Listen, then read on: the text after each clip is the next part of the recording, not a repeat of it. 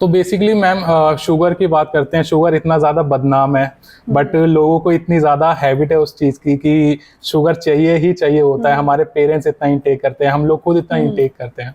तो मैम मैं आपसे पूछना चाहता हूँ कि अगर शुगर हार्मफुल है तो उसको हम लोग प्रॉपर बैन क्यों नहीं कर देते? और अगर इतना ही हार्मफुल है तो वो मतलब एक इंडिविजुअल की लाइफ में कितना क्या उसके बैड इफेक्ट्स हो सकते हैं शुगर लेने के? शुगर एक्चुअली पॉइजन ही है, मगर हर चीज़ के बेनिफिट भी होते हैं और हार्म भी होते हैं। उसका बेनिफिट बताती हूँ पहले आपको।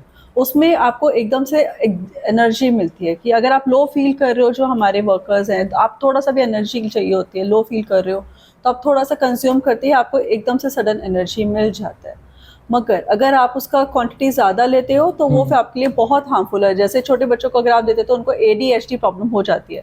इसे बोलते हैं ब्रेन हेल्थ आपकी डीएक्टिवेट हो जाती है।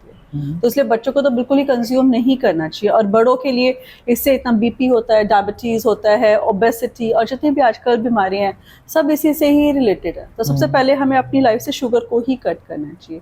एक और मिथ है कि sugar, white sugar, brown sugar, गुड़, खांड ये एंड हनी, ओके वो गुड, आपके गुड ऑल्टरनेट्स हैं, मगर सब में कैलोरीज सेम है। सबका शुगर आपको कैलोरीज सेम देता है, बट उसका बेनिफिट ये होता है कि आपको न्यूट्रिशन मिल जाता है थोड़ा सा।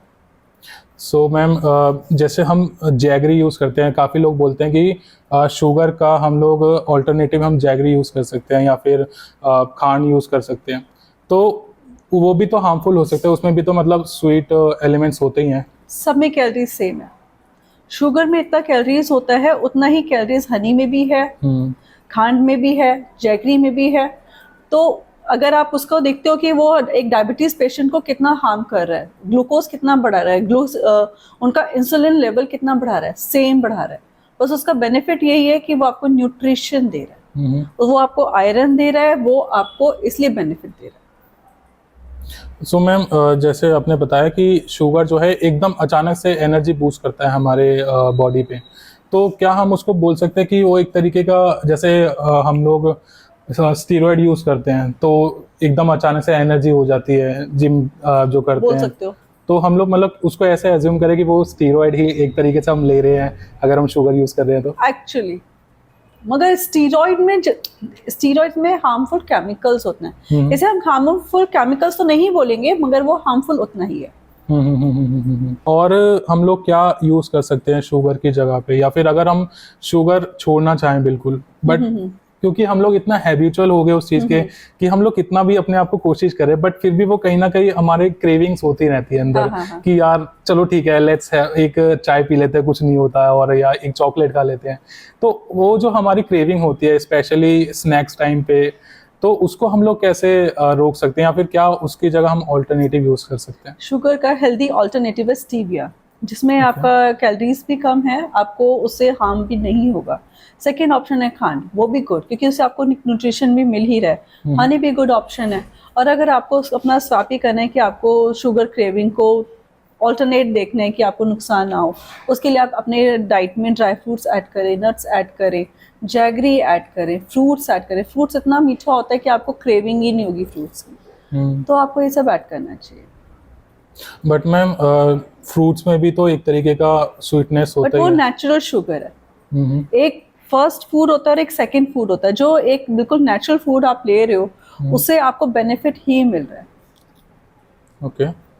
एंड मैम जैसे आपने बताया कि ADHD होता है बच्चों के बहुत हार्मफुल है, सो बेसिकली ऐसे क्या इफ़ेक्ट्स हैं बहुत ज़्यादा, क्योंकि इस इफ़ेक्ट्स तो हर एज के लोगों में दिखते हैं शुगर के, चाहे वो अगर कोई ओल्ड एज है तो शुगर एंड डायबिटीज़ का प्रॉब्लम होगा, या फिर कोई नॉर्मल है तो लथार्जी फील होता है, बहुत लेजीनेस फील होता है।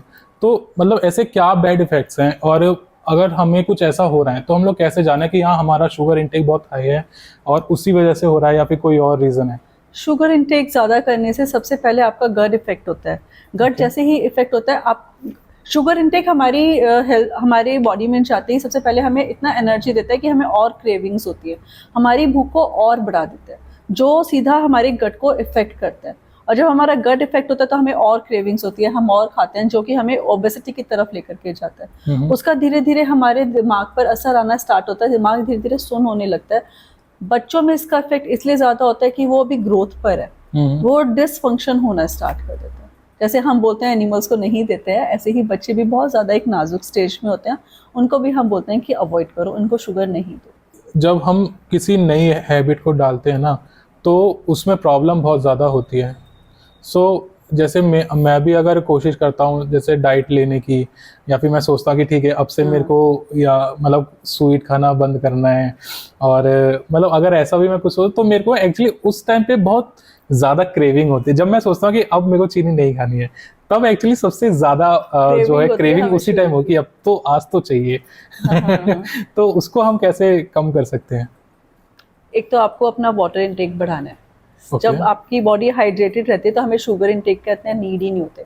अपनी बॉडी में प्रोटीन का इनटेक कंप्लीट रखो तो भी हमें शुगर क्रेविंग इतनी नहीं होती है। बॉडी को फिजिकल मूवमेंट दो, जितना आप फिजिकल मूवमेंट दोगे आप फिट होगे, आपको एक क्रेविंग्स अपने आप कम हो जाएंगे और आपको मन ही नहीं करेगा, बिकॉज आपको पता है आपने मेहनत की है, उसे हमें मेहनत को वेस्ट नहीं करना है।